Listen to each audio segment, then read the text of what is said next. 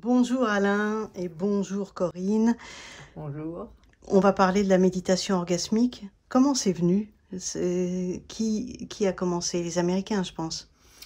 Oui, c'est une pratique telle qu'elle se passe et comment elle a été transmise dans le monde avec un protocole précis qui a été développé par une femme qui s'appelle Nicole Didon, mais qui a aussi des antécédents dans un mouvement avec un monsieur dans les années 60 qui s'appelait Victor Baranco et qui a créé The More University, ça veut dire l'université du plus, pour explorer le plus de plaisir et donc sortir des carcans puritains à l'époque aux États-Unis.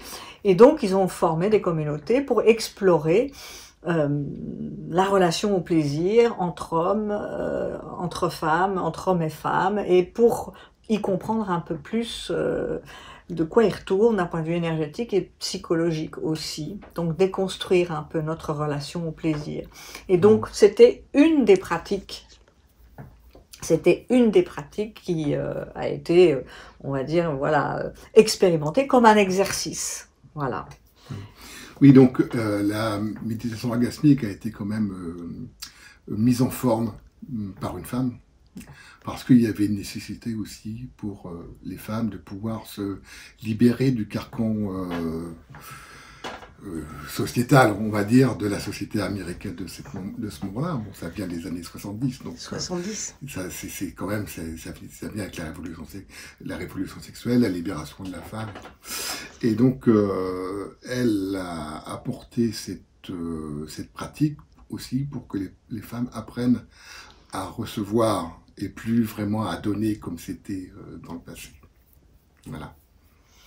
Et donc à s'intéresser au développement de leur énergie orgasmique en soi, pas en lien avec une relation d'intime, voilà, qui a une relation sociale ou économique, ou voilà. Et donc c'était dans ce cadre-là que ça s'est développé et puis ensuite que ça s'est transmis. Voilà. Sans obligation d'orgasme vraiment. Le but, c'est pas d'avoir un orgasme. Le but, c'est pour les deux partenaires d'être à l'écoute de leurs sensations.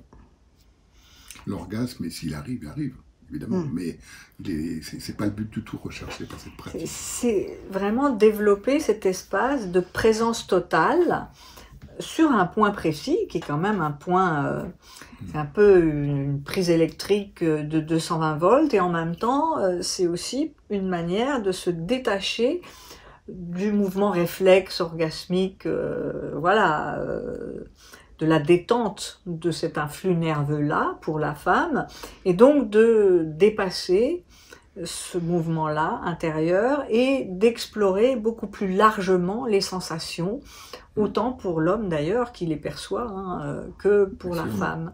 Donc c'est un autre espace intérieur qui s'ouvre et qui n'est jamais le même, et c'est ça qui est très chouette. Voilà. Voilà. Merci beaucoup.